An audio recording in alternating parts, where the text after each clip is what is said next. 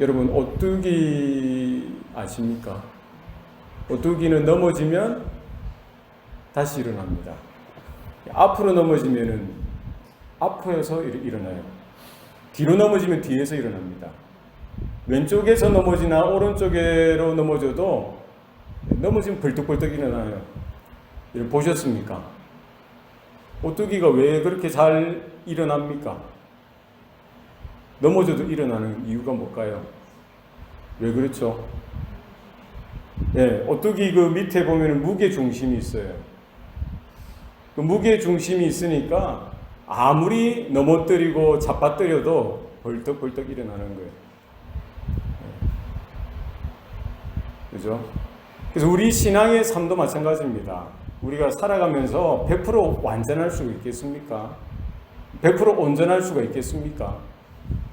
우리도 넘어질 수 있다는 거예요.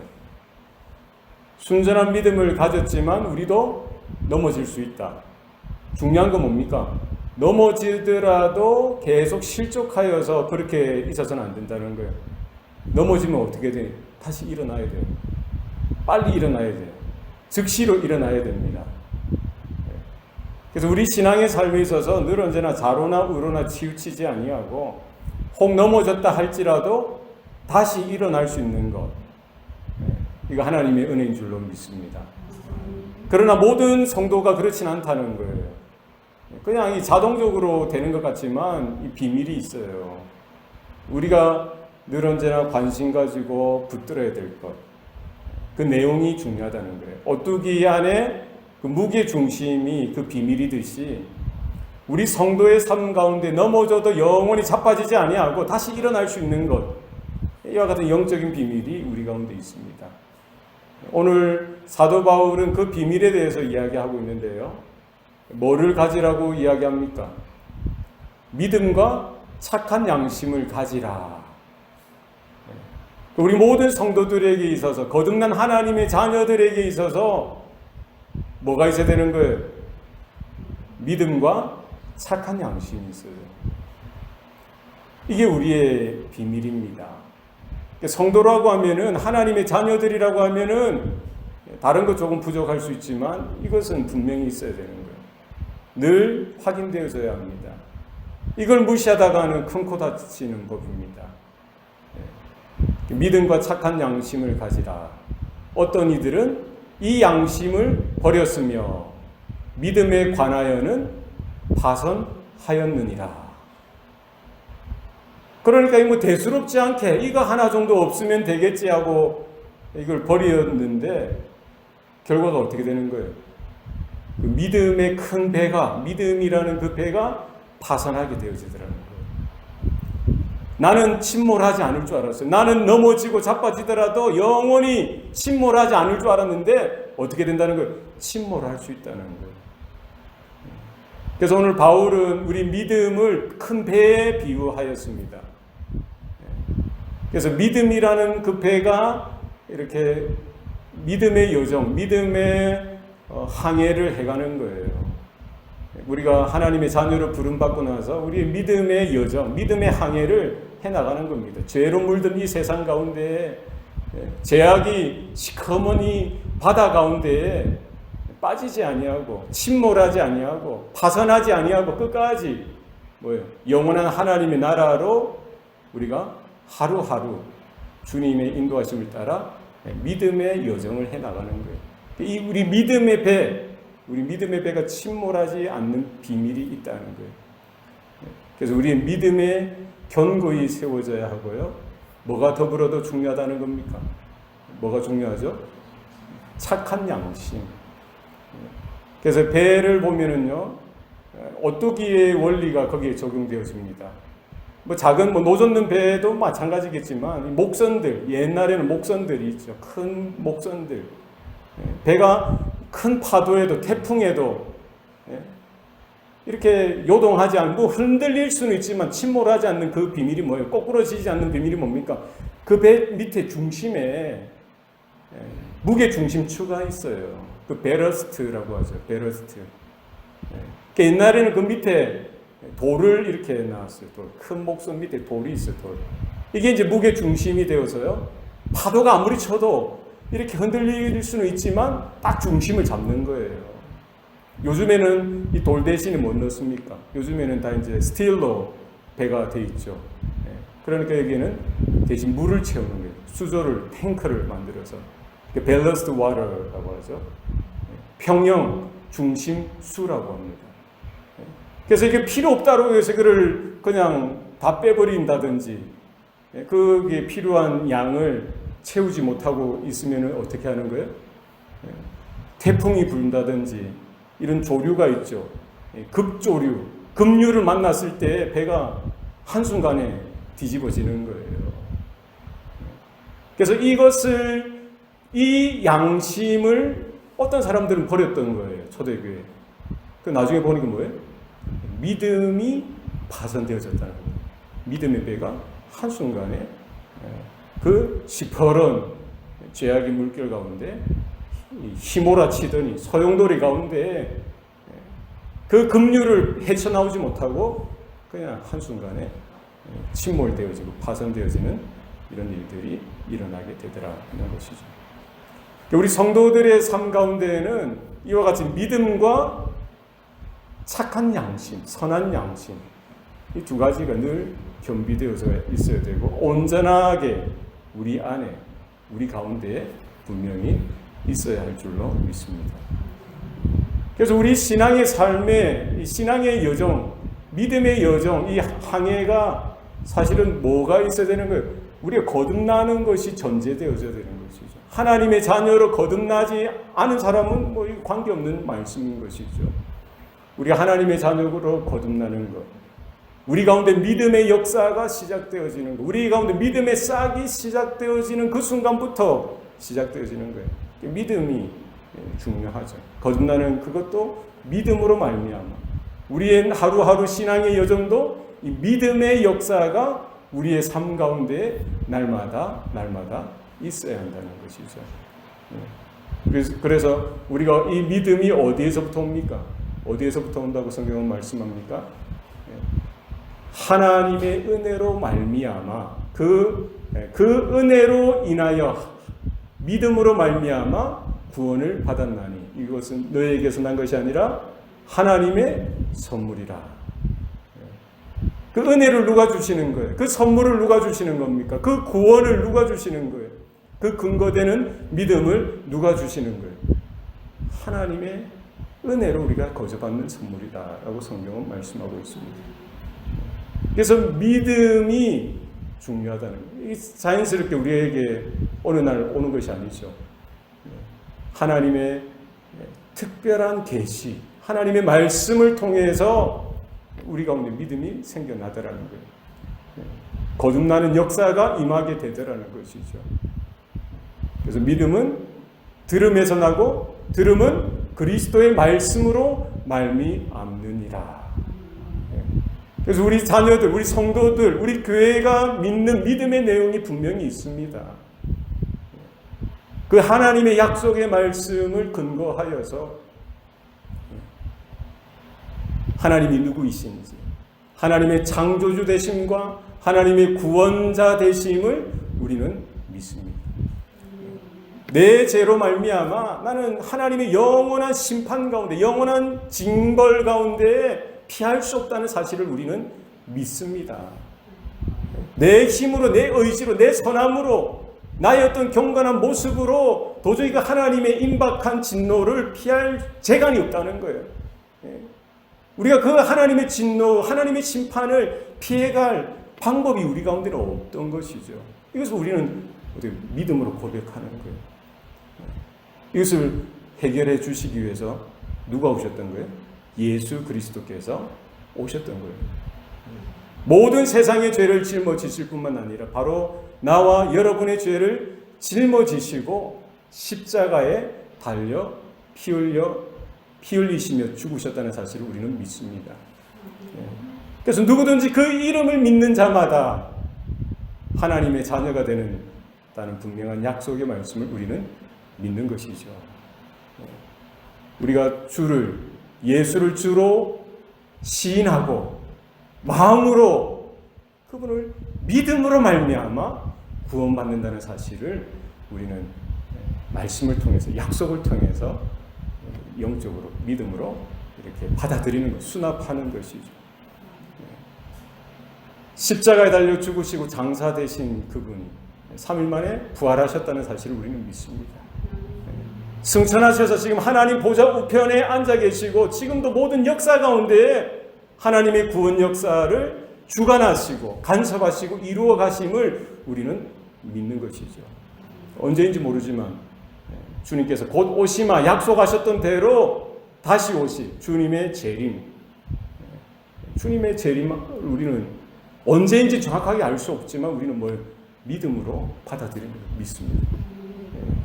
그래서 우리 이 믿음 가운데 우리의 삶이 있다는 거예요. 우리가 기도할 때 하나님은 응답하시고 들으시고 우리의 공감 가운데 우리 하나님을 찾을 때 하나님은 만나주시고 우리의 상한 마음과 병든 육체를 어루만져 주시고 새롭게 회복시켜 주시고 새롭게 살아갈 수 있는 길을 열어주시고 새 힘을 주시고 새로운 믿음을 주시고 지혜를 주시고 하나님께서 선수 도우실 뿐만 아니라 때로는 사람들을 통해서 환경을 통해서 우리의 삶을 믿음으로 살아갈 수 있도록 하나님이 인도하신다는 사실을 우리는 믿습니다. 이런 믿음이 우리 모든 성도들 가운데 있고요. 이 믿음을 어떻게 되는 거예요? 우리는 받아들여야 되는 거예요. 그래서 우리가 입으로 믿습니다, 믿습니다. 우리가 시인하고 고백할 뿐만 아니라 오늘 여기 본문에 뭐라고 되어 있어요? 뭐라고 되어 있습니까? 믿음과 착한 양심을 가지라. 가지라는 건 받으란 말이죠. 붙들라는 말이에요. 영어로 말하면 hold. keeping hold of. 붙잡으라는 거예요. 이거는 한순간이 아니라 지속적으로 붙들고 붙잡고 소유하고 있으라는 거예요. 왜? 하나님께서 주셨기 때문에. 믿음과 더불어 뭐를 가지라고 했어요? 착한 양심을 가지라. 그래서 우리 성도들이 늘 언제나 생각하고 강조하는 부분은 어디에 있습니까? 어디에 있어요? 어디를 더 강조합니까? 우리는 믿음을 강조하죠. 이는 믿음으로 말미암아 살리라. 예? 보는 것으로 아니하고 믿는 것으로 믿음으로 우리는 살아가는 거예요. 그러다 보니까 무조건 믿음이에요. 믿음이면 거의 99% 문제 다 답은 해결됩니다. 예? 그러나 사도 바울은 믿음뿐만 아니라 뭐에 대해서 동일하게 강조하고 있습니까? 오늘 본문을 문맥을 보면 오히려 믿음보다 더 강조하는 것처럼 나와 있어요. 예? 왜? 믿음과 착한 양심을 가지라.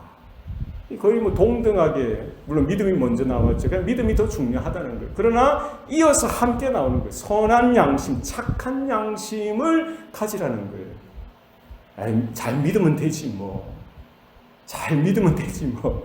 하면서 믿음, 믿습니다. 여기에만 하다 보고 뭐예요? 우리의 양심에 대해서는 바르지 못하게 살아갈 때가 있다는 것이죠. 양심적이지 못한 성도들도 있다는 거예요. 비양심적인 목사들도 있다. 비양심적인 중직자들도 있다. 이러면 안 되는 거예요. 아니, 목사님 믿음이 최고지. 믿습니다. 믿음만 좋으면 되는 거 아니에요? 아닙니다. 그러니까 교회가 힘들고 문제가 생기고 우리가 딜레마에 빠지고 부조리 가운데 헤매는 거예요. 믿음이 성장하지도 않고 믿음의 역사가 나타나지도 않고 계속 헷갈리는 거예요. 예전에 이런 이야기를 들었습니다. 어느 노권사님이 시골입니다. 새벽 기도를 가는 거예요. 교회 이제 시골이니까 논도 지나고 밭도 지나고 철마다 그 밭들이 얼마나 많아요. 새벽 기도 어두운 새벽에 할렐루야 하면서 그 밤에 어둑어둑한 새벽 기도 갔다가 나오면서 어떻게 하는 거예요? 남의 채소밭에, 남의 오이밭에, 무밭에 할렐루야 하면서 하나씩 따오는 거예요. 주님 감사합니다 하면서. 이러면 됩니까? 안 됩니까? 이러면 돼요? 안 돼요? 그 다 임자가 있는 거잖아요. 그죠? 그러니까 믿음하고 삶이, 믿음대로 삶이 따라와줘야 되는데, 믿습니다, 믿습니다 하고 다 자기 합리화를 해버리는 거예요. 다 모든 것 하나님 주신 것이죠. 아니죠. 그 파가 있고, 양파가 있고, 오이가 있고, 무가 있으면은 자기 밭에 있는 거 자기가 마음대로 따서 먹을 수도 있고, 누구 나눠줄 수도 있지만, 그 엄연히 누구 거예요? 박씨네, 김씨네, 임씨네, 다른 사람들 건데, 새벽에 아무나 보이니까, 할렐루야 하면서 아침 된장찌개 끓여야지 하면서 하나씩. 그거 안 돼요. 물론 그러는 분이 없겠죠. 과연 없을까요? 이게 하나 예입니다. 예라는 거예요. 양심이 있어야 돼요. 그것도 무슨 양심이 있어요? 착한 양심, 선한 양심이 있어야 돼요. 양심이 뭡니까? 양심은 죄와 죄가 아닌 것을 구분할 수 있는 마음이에요. 어떤 것이 더러운 것인지 어떤 것이 깨끗한 것인지를 구분할 수 있는, 구별할 수 있는 마음입니다. 어떤 것이 악인지 어떤 것이 선인지를 구분할 수 있는 거예요. 어떤 것이 하나님 기뻐하시는 일인지 어떤 것이 하나님이 슬퍼하시는 일인지를 구분할 수 있는 것. 그게 뭐예요? 양심이라는 거예요. 그러니까 모든 사람은 양심이 있어요. 예수 믿지 않는 사람들도 양심이 있습니다. 그러나 어떤 양심이 있어요? 어느 정도 인간적으로 볼 때 다 착한 양심은 있을 수 있지만 상대적인 거라는 거예요. 선한 양심은 무슨 양심? 착한 양심은 어떤 양심입니까? 선과 악을 구분할 수 있을 뿐만 아니라 선을 선택할 수 있는 그 마음, 그게 착한 양심이죠. 더럽고 추한 것과 깨끗한 것 중에 구별해서 선한 것을, 깨끗한 것을 선택하는 그런 마음이 선한 양심, 착한 양심이에요.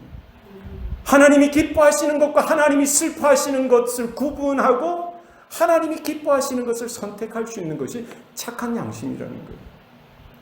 그래서 바울은 성도들을 향하여 이렇게 권고하는 거예요. 디모데를 향하여 이렇게 강권하는 거예요. 믿음과 착한 양심을 가지라. 우리가 하나님의 자녀가 되어지는 건 뭡니까? 하나님의 은혜죠. 하나님의 거저 주시는 은혜입니다. 믿음으로 말미암아, 하나님의 은혜로 믿음으로 말미암아 우리가 구원받았다라고 성경은 말씀합니다. 물과 성령으로 거듭나는 것이죠. 우리가 회심하는 것, 회개하고 돌이키는 것, 성령의 역사가 우리 가운데 있었던 거예요. 거듭나는 것이죠. 그때 우리 가운데 믿음의 역사가 시작되어지고 우리 가운데 믿음이 생겨나게 되어지죠. 뿐만 아니라 우리 가운데 원죄와 자범죄로 인하여 우리의 타락되어진 양심이, 부패한 양심이 거듭나는 순간 어떻게 착한 양심, 선한 양심으로 하나님께서 회복시켜 주시는 거예요. 보라 이전 것은 지나갔으되 새 것이 되었도다. 이제는 우리가 육을 따라 살아가는 존재가 아니라 영을 따라 속사람이 회복되어져서 하나님의 기뻐하시는 것이 무엇인지 분별하여서 하나님이 기뻐하시는 쪽을 선택하면서 순종하여 살아드리는 거예요. 그러니까 우리가 믿습니다, 믿습니다 이와 같은 믿음의 고백이 있는 자라고 하면은, 거듭난 성도라고 하면은 뭐가 겸비되어져야 되는 거예요? 뭐를 버려서는 안 된다는 겁니까? 양심까지도 버려서는 안 되는 거예요. 그렇다고 해서 이것을 그냥 도덕적인 윤리적인 가르침으로만 받아서는 안 됩니다.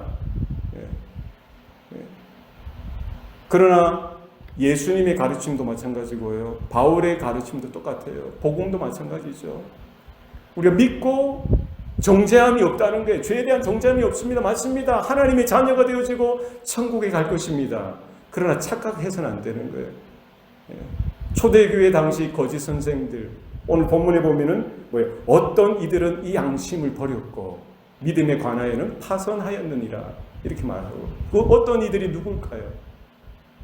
거짓 교사들, 거짓 선생들, 영지주의자들, 비도덕, 도덕이 없다는 그것을 뛰어넘어서 뭐예요? 무도덕, 에이모럴이라고 하죠. 무도덕주의자들. 내가 믿으면 됐지 뭐, 내 영이 구원되어지고 하나님의 자녀가 되면 되지 뭐, 이걸로 그냥 끝내버리는 거예요. 그리고 도덕과 관계없이, 윤리와 관계없이, 양심과 관계없이 그냥 살아가는 거예요. 그게 아니라는 것이죠. 필요 없는 것인 줄 알고 이 양심을 버린 자들이 초대교회 가운데 적지 않았던 거예요. 버리고 나니까 결국 뭐가 들어오는 거예요? 믿음까지도 파손되어지는 일들이 나타나게 되더라는 것이죠. 잘 생각하셔야 돼요. 우리 안에 착한 일을 시작하신 그분께서 모든 일들을 이루어 가시기를 원하십니다. 내가 예수 믿고 그냥 천국 가는 이런 단편적인 측면에서 구원을 보고 믿음을 보아서는 안 되는 거예요. 하나님께서 우리를 이 땅에 남겨둔 이유와 목적이 있다는 사실을, 하나님의 뜻이 계시다는 사실을 기억할 수 있어야 합니다. 너희는 세상의 빛이요 세상의 소금이라고 하셨던 것처럼 내가 거룩하니 너희도 거룩하여라 라고 말씀하셨던 주님의 부르짖음처럼 우리 안에 하나님의 새로운 형상을 회복시켜 주신, 그리스도의 형상을 새롭게 회복시켜 주신 그분의 뜻을 쫓아서 우리도 이제 더 이상 어둠의 자식이 아니고 마귀의 자식이 아니라 세상의 탐욕에 찌들려 사는 존재가 아니라 우리도 뭐라는 거예요? 주님과 같이 빛으로 부름받았다는 사실. 주님과 같이 소금으로 부패한 이 세대 가운데 하나님의 진리를 대변하고 증거하는 통로로 부름받았다는 사실을 기억하실 수 있기를 바랍니다. 예. 우리 마음이 얼마나 부패되어집니까? 잠깐 하면 얼마나 이 마음이 간사한지 몰라요. 그러니까 내 마음이 선한 양심, 착한 양심인지 아닌지를 늘 살펴야 돼요. 늘 살펴야 됩니다. 얼마나 이게 조석지변이라고 하죠. 얼마나 쉽게 변하는지 모릅니다. 습성이 그래요. 우리는 믿음과 착한 양심을 함께 붙들고 받아야 되는 거예요. 여기에서 우리의 양심을 놓쳐버리면, 우리의 마음을 놓쳐버리면은 믿음까지 급속도로 그 악한 영향력이 펼쳐져서 그 믿음까지 접목게 되어지고요, 파멸하게 돼요. 파손하게 되어져요. 침몰하게 되어지는 거예요. 모든 지킬 만한 것들 중에 뭐를 지키라고 성경은 말합니까? 너희 마음을 지키라. 생명의 근원이 이에서 남이니라. 우리의 마음을 지킬 수 있어야 돼요. 청년이 무엇으로 그 행실을 깨끗게 하리이까? 주의 말씀을 따라 삼가할 것이니라. 내가 전심을 다하여 주님만 사주오니 주의 계명에서 떠나지 않게 하옵소서. 내가 주 앞에 죄를 짓지 않기 위하여 주의 말씀을 내 마음에 두었나이다. 여러분, 이와 같은 고백이 우리 가운데 있기를 바랍니다. 우리가 믿음을 지키고 우리의 선한 양심, 착한 양심을 지키는 길은 다른 데 있지 않습니다. 무엇입니까? 하나님의 말씀을 받으셔야 돼요. 우리 마음 가운데 하나님의 말씀을 채우셔야 돼요. 이 마음을 빼앗기면, 선한 양심을 빼앗기면 금방 부패하게 되어지고요, 믿음도 변절하게 되어져요. 기회주의자가 되죠. 기회주의자. 믿음도 뭐예요? 상황론으로. 이런 상황이니까, 이런 형편이니까 어쩔 수 없어 하면서 그냥 당연시하고 합리화하는 거예요. 얼마나 편합니까? 영지주의자들처럼. 한 번 구원받으면 영원한 구원이라고. 잘못된 길. 그래서 이제 내가 죄를 지어도 하나님의 심판은 면제받는다라고 가르치고 그렇게 믿고서 모든 양심은 버려버리는 거예요. 그러니까 교회가 세상과 구별이 없어지고 성도가 세상 사람들과 구분이 없어지는 거예요. 오늘날 마찬가지예요. 교회가 왜 타락합니까? 사람들이 모이고 돈이 모이니까. 거기에 깨끗하지 못하는 거예요. 돈에 깨끗하지 못하고요, 남자는 여자에 깨끗하지 못하고 여성분들은 남자에게 깨끗하지 못하는 거예요. 보는 대로 가지고 싶다, 가져야겠다, 취하고 싶다, 취해야겠다, 속이려고 하는 마음들. 돈을 사랑하는 것이 일만하게 뿌리라고 했어요. 이것이 저와 여러분 가운데 없기를 바랍니다. 없습니까? 날마다 올라오는 거예요. 날마다 올라오는 겁니다. 네? 여자를 보고 음욕을 품는 자마다 간음했다라고 주님이 말씀하셨죠. 주님이 원하는 그 선한 양심, 착한 양심의 기준은 우리의 기준을 초월하는 거예요. 초월하는 겁니다. 친구를 향하여 라가라고 하고 화래를 나는 사람은 뭐예요? 옥에 갇히고 영원히 타는 지옥불에 떨어지게 된다고 말씀하시죠. 무엇으로 우리의 양심, 우리의 마음을 지킬 수가 있느냐? 심각한 거예요. 우리의 믿음도 지켜야 돼요. 우리의 양심도 지켜야 돼요. 우리의 마음을 지켜야 돼요. 가룟 유다는 믿음이 없었겠어요? 가룟 유다는 믿음이 있었겠어요? 없었겠어요? 없었을까요?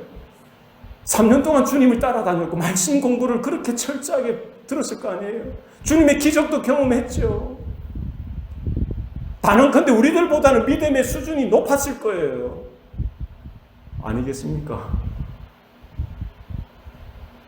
아닐까요?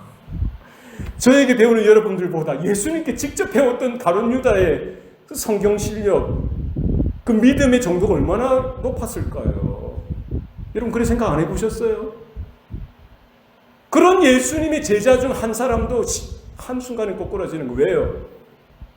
자기의 양심, 그 착한 양심을 지키지 못했기 때문이죠. 마귀가 주는, 돈이 주는 그 유혹에 그 생각이, 그 마음이 빼앗겨 버리니까 결국 어디에까지 흔들립니까? 믿음까지 뿌리채 흔들리는 거예요. 아나니아와 삽비라도 마찬가지고요. 하나님의 마음에 합한 다윗도 마찬가지죠. 그 영웅, 난세의 영웅이고요. 이스라엘의 영웅이지 않습니까? 그런 다윗도, 그런 믿음의 사람도 한순간에 꼬꾸라지는 거예요. 뭐를 지키지 못했던 거죠? 자기의 착한 양심, 그 마음을 지키지 못하니까 정욕의 눈이 어두워지고요. 마음이 빼앗기니까 모든 것들이 빼앗기고요. 이제 더 이상 하나님을 예배하고 하나님을 섬기는 것이 무슨 의미가 있습니까? 전혀 기쁨이 없죠. 전혀 감격이 없죠. 우리가 오늘 바울의 경고에 우리 귀를 기울이실 수 있길 바랍니다. 믿음과 착한 양심을 가지라. 어떤 이는 이 믿음, 이 양심을 버렸으며 믿음에 관하여는 파선하였느니라. 우린 너무 개혁주의적, 보수주의적 성도들이 뭐에만 강조점이 있어 왔어요? 믿음에만 강조가 있어 왔습니다. 착한 양심, 선한 양심, 여기에 대해서는 소홀히 했던 점이 많습니다. 그러나 기억하십시오. 교회 집사를 세울 때에도 아무나 세워서는 안 된다고 성경은, 바울은 이야기하고 있습니다. 디모데전서 3장 9절 말씀에 깨끗한 양심에 믿음의 비밀을 가진 자라야 할지니라. 누가 주님을 섬길 수 있습니까? 누가 교회를 섬길 수 있습니까? 집사 한 사람 세우는 데에도 뭐를 봐야 되는 거예요? 깨끗한 양심에 믿음의 비밀을 가진 자. 뭐가 있어야 돼요? 깨끗한 양심, 착한 양심, 그리고 믿음의 비밀. 이 두 가지가 겸비되어져야 평신도로서도 섬길 수 있는 자격이 되어지는 거예요. 하물며 목사고 선교사고 영적인 지도자들 뿐이겠습니까? 모든 성도들 우리 가운데 믿음과 선한 양심을 어떻게 지켜야 하는지 다시 한 번 더 복음 앞에 서시고 날마다 주님의 말씀 가운데 하나님 나를 새롭게 하여 주옵소서. 나를 고쳐 주시옵소서.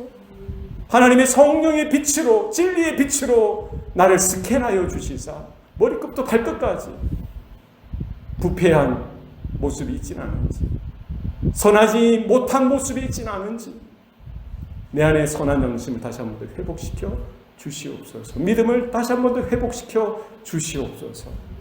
우리 말씀 가운데 끝까지 우리 믿음의 항해를 소홀히 하지 아니하고, 태풍이 오든 풍랑을 만나든 파도가 요동을 치든 바람이 허리케인처럼 불어오든 흔들릴 수는 있지만 거꾸러지지 않는, 파손되어지지 않는, 침몰하지 않는 그와 같은 믿음의 항모, 믿음의 항선, 큰 배가 되어서 우리가 주님 천성 본향을 향하여 끝까지 믿음의 항해를 성공리에 마무리하는 저와 여러분 되시기를 축복합니다.